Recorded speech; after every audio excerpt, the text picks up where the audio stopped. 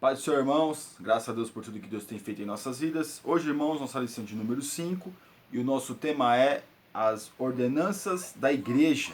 E o nosso texto do dia é ensinando-as a guardar todas as coisas que eu vos tenho mandado, e eis que eu estou convosco todos os dias até a consumação dos séculos. Amém. Mateus 28, 20. Então nós vemos, irmãos, no decorrer das outras aulas que nós já vemos, nós vemos que o Senhor Jesus deixou algumas ordenanças para a igreja cumprir.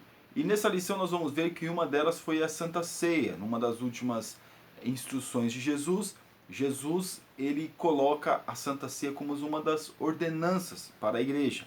Então aqui na nossa síntese, as ordenanças de Cristo, a sua igreja, são práticas que devem perdurar até que ele volte. Ou seja, Jesus ele deixa algumas coisas, algumas determinações para a igreja cumprir, para que também a gente venha ter ordem no culto. Mas aqui, meus irmãos, o nosso texto bíblico aqui, que está em Mateus 26, 26 ao 30, nós vamos ver que Jesus, ele está, vamos dizer assim, instruindo a igreja acerca da Santa Ceia, e nós vemos que foi lá no finalzinho, já como nós falamos anteriormente, que Jesus ele deixa a ordenança da Santa Ceia para quê? Para que as pessoas possam se lembrar. É por isso que nós vemos que quando lá em Corinto o apóstolo Paulo está falando acerca da Santa Ceia, ele está falando que é uma memória, fazer isto em memória de mim. Ou seja, quando nós estamos participando da ceia do Senhor, nós estamos fazendo em memória dele, é para nós lembrarmos acerca do sacrifício que o Senhor Jesus fez na cruz. Mas alguém vai dizer, mas Jesus celebrou a ceia, né, e depois ele foi levado ao Calvário. Então, meus irmãos, nós percebemos o quê? Que aquilo foi nós vemos que é um simbolismo. A ceia do Senhor é um simbolismo. Não pense que, mas alguns até discordam de algumas coisas, acham que o pão é a própria carne do Senhor, e o sangue e o vinho é o próprio sangue do Senhor, que depois que ora, ali é a carne, ali é o sangue. Não, irmãos, ali é apenas um simbolismo acerca do que Jesus deixou para a igreja. Mas vamos aqui, Mateus 26, 20 diz assim: chegada a tarde, assentou-se à mesa com os 12. E Mateus 26 ao 30 diz assim: enquanto comiam, Jesus tomou o pão e abençoando partiu e deu aos discípulos e disse: tomai e comei, isto é o meu corpo. E tomando o cálice e dando graças, deu-lhe dizendo: bebei deles, todos os que dele, bebei dele todos.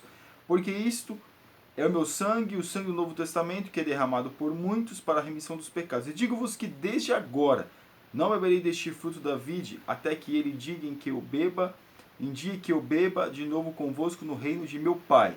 E tem cantado um hino, saíram para o Monte das Oliveiras. Aí nós vemos que as últimas instruções, Jesus sai, e ali acontece, já é levado, já é traído, né? Já tinha sido colocado por Judas. Nesse episódio aqui, que realmente se dá a conhecer o traidor, os 12 não perceberam, os 11 não perceberam, mas o Senhor Jesus, ele disse que daria o bocado molhado daquele que o trairia, porque Pedro fez aquela indagação. Mas aqui nós vemos que Jesus ele deixou a última instrução, vamos dizer, uma das últimas instruções para a igreja. Através da Santa Ceia nós lembrarmos o sacrifício do Senhor. E a nossa introdução diz assim: Jesus deixou diversas ordens para os seus discípulos individualmente, como ensinar as pessoas, evangelizar, orar, perdoar inimigos e amar a Deus acima de todas as coisas. No que tange a igreja, como reunião de discípulos, o mestre deixou duas específicas: a celebração do batismo e da Santa Ceia. Ambas as cerimônias possuem objetivos específicos e sobre eles estudaremos nessa lição. Irmãos, nós, no caso, a igreja, ela aderiu a pessoa batizar para depois poder participar da ceia, ou seja, ter comunhão com o Senhor. A partir do momento que nós nos batizamos, nós temos comunhão com o Senhor. Então nós vamos ver até que algumas coisas que até algumas igrejas divergem. Uns querem batizar crianças, outros dão Santa Ceia para as pessoas que não são batizadas. É claro, meus irmãos, muitas divergências há, mas graças a Deus a nossa igreja ela tem, vamos dizer assim, ela tem uma linha de primeiro batizar para depois participar da ceia, e não se batiza crianças. A pessoa, para ser batizada, ela pelo menos tem que ter a noção acerca das suas atitudes. É claro, irmãos, um adolescente de 11, 12 anos, mas já tem noção das coisas, e por isso pode ser batizada, porque, vamos dizer assim, já se conhece um pouco por gente, vamos dizer assim, já se conhece algumas coisas, já tem noção de algumas coisas. Então, por isso que foi liberado o batismo. Mesmo que Jesus tenha sido batizado com 30 anos, nós vemos que nós temos este padrão. Mas aqui, no tópico 1 aqui, o que são ordenanças? Definindo o termo ordenanças. A expressão ordenanças traz a ideia de um grupo de mandamentos específicos, que devem ser repetidos e retiradas vezes. No caso das ordenanças de Jesus, o batismo e a Santa Ceia devem ser repetidos sempre para que o povo de Deus, a igreja, se lembrasse não apenas do sacrifício de Cristo, mas igualmente do seu efeito para conosco. Então nós vemos que isso é um padrão que Jesus deixou para quê? Para que a igreja pudesse seguir, para que a igreja pudesse adotar como culto, como vamos dizer assim, como uma prática no cotidiano. Ou seja, alguns divergem o nosso ministério ou as Assembleias de Deus. Eles têm o costume de todo mês ter a Santa Ceia. Outras igrejas, uma vez por ano, como até outras denominações, uma vez. Outras divergem, mas na sua grande maioria é uma vez por mês mesmo que eles fazem a Santa Ceia, principalmente nas igrejas pentecostais, é uma vez por mês que é celebrada a ceia. Então Jesus deixa essas ordenanças. Ordenanças são para nós cumprirmos, para nós fazermos, para nós colocarmos em prática. Jesus deixou a Santa Ceia e o batismo, uma das ordenanças que ele deixou para a igreja, para quê? Para nós termos comunhão com Deus, comunhão com o Senhor, para que nós possamos nos chegar mais perto de Deus e viemos nos lembrar do sacrifício que Jesus fez na cruz do Calvário. Na parte 2 aqui, uma ordem de Jesus Cristo. Jesus deixou claro que seus discípulos deveriam ensinar, batizar e celebrar a ceia do Senhor. Portanto, ide ensinar todas as nações, batizando-as em nome do Pai, do Filho e do Espírito Santo. Em relação à Santa Ceia, digo-vos que desde agora não beberei deste fruto da vide, até aquele dia em que eu beba de novo convosco no reino de meu Pai. Ou seja, nós vamos celebrar a ceia, como tudo indica, lá nos céus. Mas aqui na terra nós também temos que fazer isto em memória do Senhor. Nós temos que celebrar a ceia, nós temos que fazer parte da celebração da ceia em nome do Senhor. Então, irmãos, nós percebemos o que? Jesus deixa essas ordenanças para os discípulos que deveriam batizar, que deveriam celebrar a ceia, né? Até então quem não tinha um padrão para batizar, para depois celebrar a ceia, mas nós, como nós falamos anteriormente, nós adotamos, o ministério ou as igrejas adotou esse padrão. Mas isso é bom para quê? Para ter ordem no culto, para ter ordem na igreja.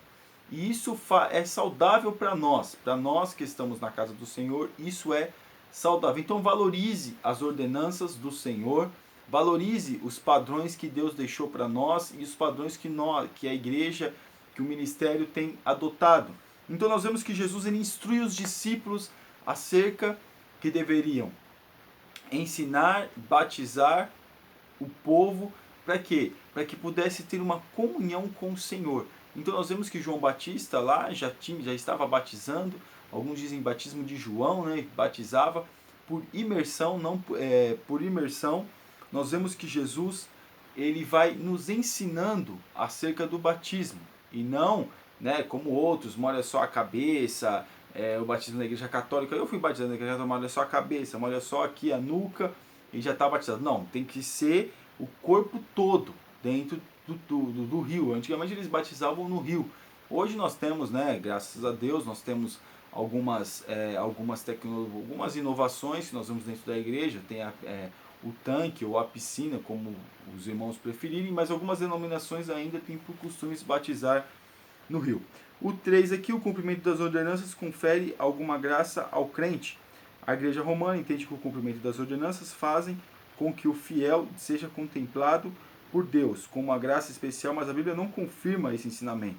Seu cumprimento mostra que somos obedientes e que cremos naquilo que Jesus nos disse. Portanto, somos pessoas agradecidas por Deus, tendo em vista nossa fé e obediência às ordenanças, pois não são um poder mágico que confere alguma bênção especial. Irmãos, não tem nada vamos dizer assim, de magia, como até nós vamos dizer aqui, né, que o comentarista está falando. Não, é ordenança, é fé, é obediência para com Deus. Nada vem do nada, vamos dizer assim, como quem diz, não, nós temos que ter fé em Deus e saber a quem nós estamos servindo. Então, O cumprimento confere alguma graça ao crente? Claro, meus irmãos. Por quê? Porque nós confiamos em Deus, nós cumprimos a palavra do Senhor, nós cumprimos as ordenanças do Senhor. Para quê? Para que nós possamos estar mais perto do Senhor. O que é o batismo? O batismo significa literalmente imersão. Essa palavra vem do grego batipso, traduzido como mergulhar, banhar, imergir. No Novo Testamento vemos que João batizava pessoas no Rio Jordão e batizou o Senhor Jesus, que a seguir ordenou que seus discípulos batizassem aqueles que crescem no Evangelho. Pedro batizou os gentios que ouviram a palavra na casa de Cornélio, e Paulo foi batizado possivelmente por Ananias. O batismo ordenado por Jesus é por imersão. Irmãos, eu até troquei, falei por aspersão, mas é por imersão. Imersão é imergir o corpo todo debaixo d'água e depois tirá-lo. Eu falei aspersão, mas é imersão. Aspersão é quando molha só a nuca, como eles fazem na igreja católica, dá só um banho na criança e não mergulha a criança toda.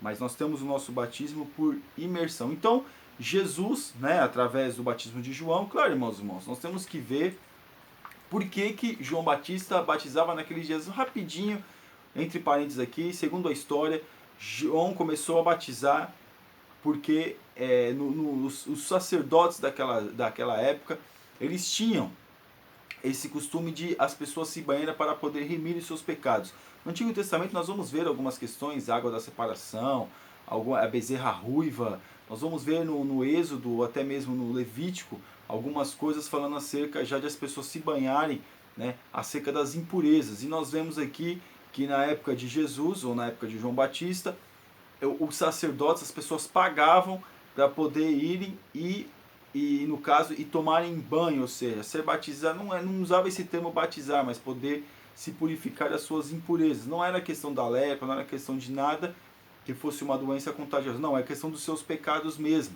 Então eles começavam a fazer isso lá, naquela época. E tinha um tanque no templo ali, alguma coisa ali, mas também os sacerdotes começaram a fazer dentro das suas casas, perto das suas casas ali, acoplado com as suas casas, começaram a fazer esse tipo de prática, faziam um tanque lá e cobravam caro. E as pessoas pagavam muito caro para poder ir lá e tomar, vamos dizer assim, o banho, ou se batizar, assim como os irmãos preferirem. Mas até então não usava a palavra batizar.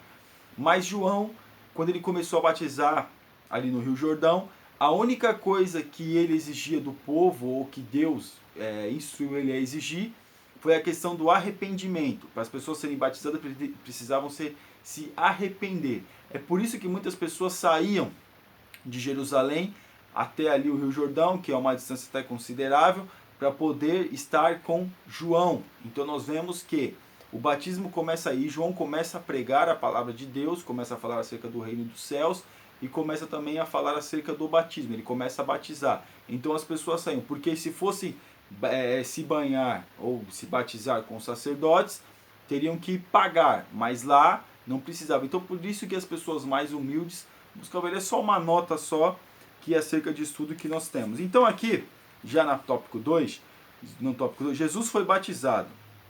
Nós vemos, meus irmãos, que Jesus, por isso que ele disse para João, para se cumprir a palavra, ele tinha que ser batizado. Jesus e João falam, mas eu preciso ser batizado por ti, tu vens a mim, para que tudo venha a ser cumprido. Jesus ser batizado para quê?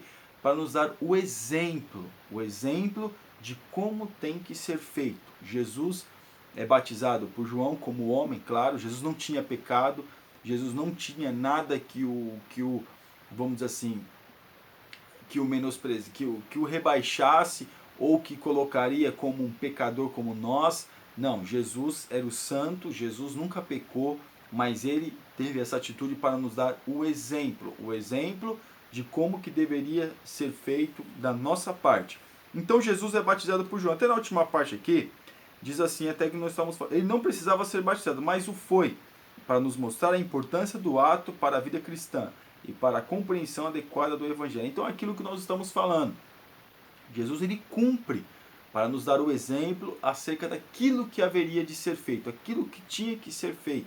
Então Jesus ele cumpre aquilo que o Senhor, no caso, ele trouxe para nós um exemplo acerca daquilo que nós deveríamos fazer. O 3 aqui, o batismo infantil, aquilo que nós estamos falando, diverge muito do batismo infantil. Tem igrejas até, vamos dizer assim, evangélicas, não vou dizer que é pentecostais, mas que batizam crianças, né? Nós vemos até a igreja presbiteriana que tem esse hábito, que tem esse costume de batizar crianças. Mas aqui há igrejas que batizam utilizando o processo de imersão, outra utilizam-se do processo de aspersão. De forma geral, as igrejas evangélicas não batizam crianças. A palavra de Deus nos fala que Jesus foi apresentado no templo e não batizado, que só ocorreu quando Jesus tinha a idade de 30 anos. Outro fator que deve ser levado em conta é que o batismo é apresentado nas Escrituras como um ato daquele que crê na mensagem do Evangelho. E isso exige maturidade, não apenas para entender a mensagem do Evangelho, mas também para aceitar Jesus e prestar o testemunho público prévio ao batismo. Por esses fatores, não é adequado nem bíblico batizar crianças. Irmãos, aqui como falou bem claro, nós temos o costume sim de, vamos dizer assim, de apresentar criança na igreja, criança recém-nascida, já tem 1 mês, 2 meses, normalmente os pais levam para a igreja para ser apresentada, a igreja orar pela criança. Nós temos esse costume, assim como aconteceu com Jesus, que foi apresentado no templo, mas não batizar crianças. Nós, o Ministério do Belém, ou até as igrejas pentecostais, os ministérios, vamos dizer assim, algumas igrejas que guardam essa prática, não batiza criança. O batismo para algumas igrejas, como é o padrão das igrejas pentecostais, é a partir dos 12 anos, né? 11, 12 anos, aí já tem o costume de batizar. Então nós não temos o batismo, não fazemos o batismo de criança por isso.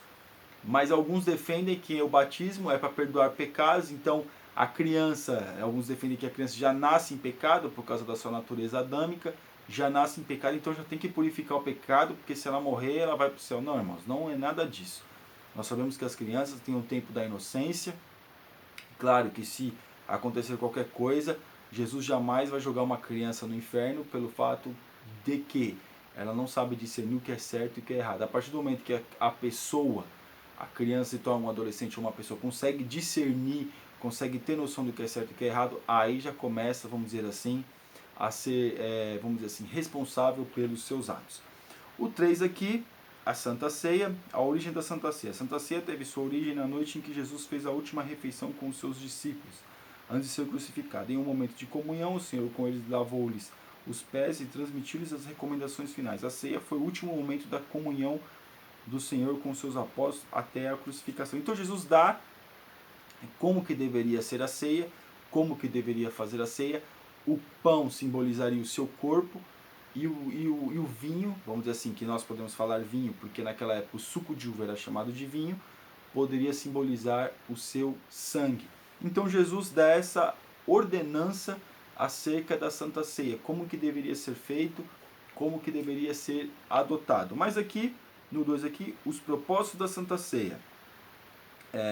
A celebração da Santa Ceia traz para nós diversos significados. Em primeiro lugar, ela repreende a continuidade de nossa comunhão com o Senhor, ela representa a continuidade da nossa comunhão com o Salvador.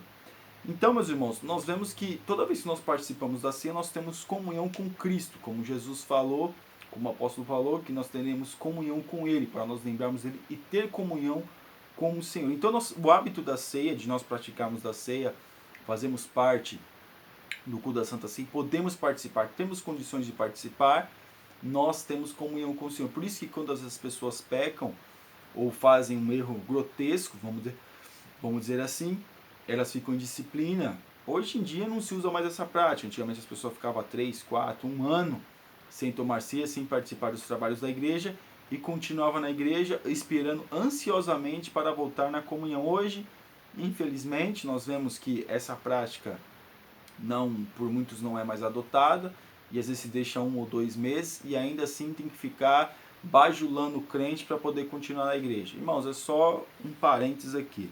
A última ceia estava presente Jesus e os seus discípulos, o grupo mais próximo do Salvador, ou seja, as pessoas mais próximas. Nós sabemos que Jesus não tinha só 12 discípulos, nós vemos que teve um momento ali que tinha 70. Jesus envia 70 e eles começam a reclamar e tal, aquela passagem que nós conhecemos, que Pedro fala com Jesus, para quem iremos nós, só tem palavras de vida eterna. Mas aqui, os mais próximos assim, eram os 12, né? Até mesmo, alguns vão questionar, mas Judas estava no meio. Permissão de Deus, Deus sabe, Deus conhece. Então, nós vemos que quem estava com ele era que eles estavam mais próximos. Então, na igreja, Quem participa da ceia são aqueles que estão mais próximos do Senhor, aqueles que estão mais em comunhão, que podem, que têm condições de participar da ceia. Por isso, meus irmãos, que particularmente eu não concordo servir ceia para qualquer pessoa, como algumas das igrejas estão fazendo. Chega uma pessoa lá que não é crente, que não conhece o Evangelho, mesmo que conheça, tem noção do que é a igreja, mas e não está mais na igreja, saiu, se desviou, parou e vai para determinadas igrejas onde serve ceia para todo mundo e acaba participando da ceia.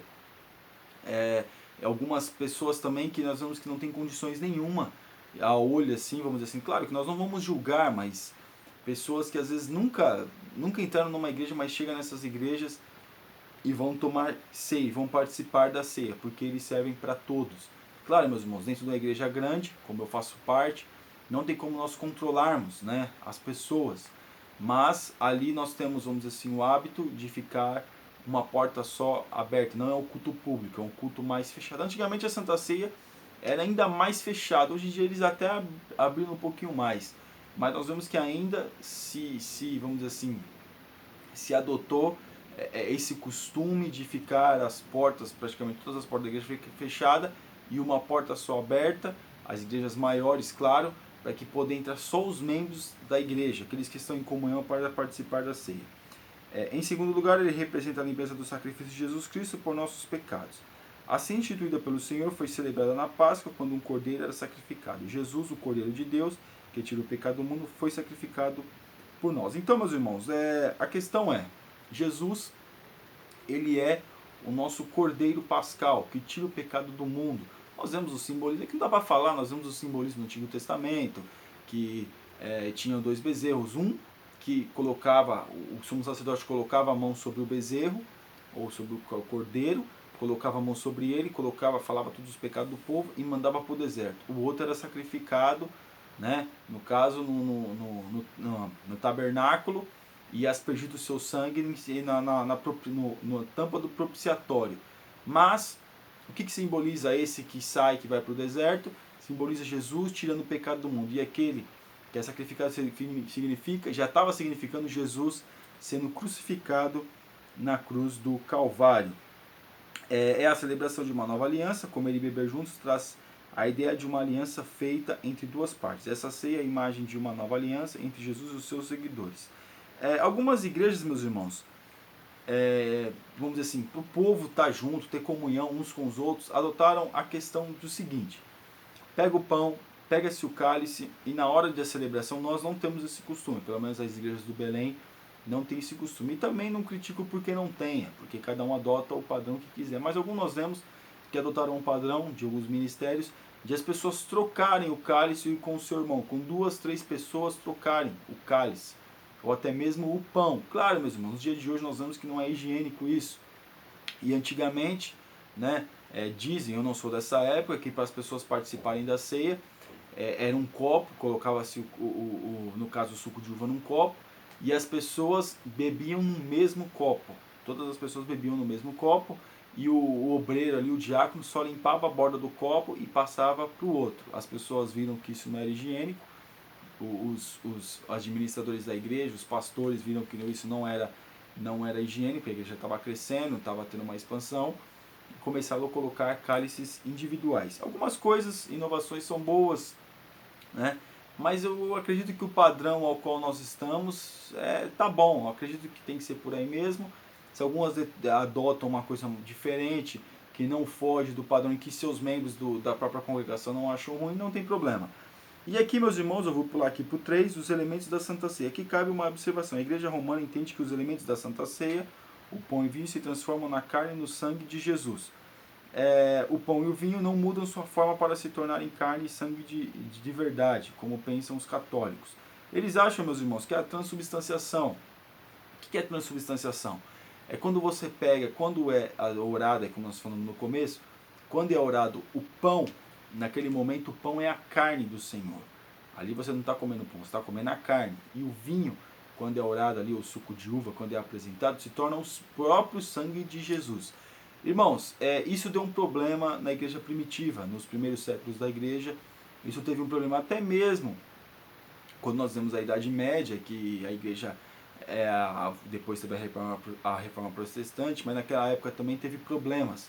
E a igreja era acusada de canibalismo, porque eles falavam que comiam o sangue, o corpo, comiam a carne do Senhor e tomavam o seu sangue, e muitas igrejas foram acusadas de canibalismo.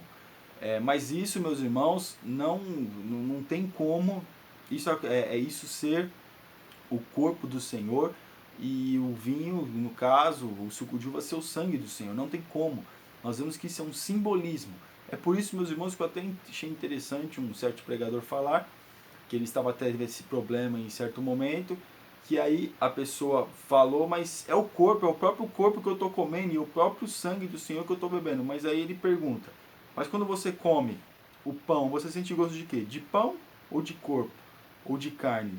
De pão. Então você está comendo pão. Irmãos, o corpo que nós vemos que simboliza o pão, e o vinho, no caso, o suco de uva que simboliza o sangue, é suco e pão, não é carne e vinho, não é carne e sangue. É suco e pão. Ali é um simbolismo, ali traz a memória do que Jesus fez por nós. Ninguém está comendo o corpo de Jesus ou carne de Jesus, ninguém está bebendo o sangue de Jesus, irmãos. Isso no Antigo Testamento, nas leis de Moisés, isso não pode. Comer carne humana não pode. Mas esse é apenas um simbolismo que Jesus nos traz para nós termos comunhão com Ele, comunhão com o Senhor.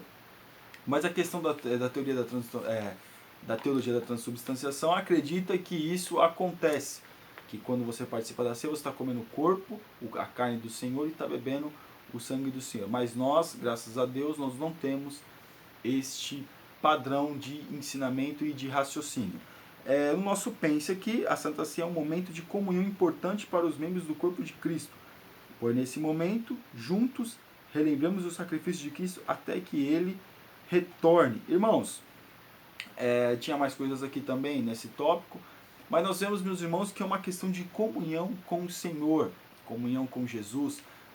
Por isso nós vemos que os dias mais difíceis, pode ver, a semana mais difícil, que as pessoas tiram mais a gente do sério, que a gente passa por mais situações, vamos dizer assim, o costume pentecostal, para sair do espírito, na semana da Santa Ceia. É uma semana difícil, é uma semana conturbada, porém é uma semana a qual o Senhor nos dá a vitória.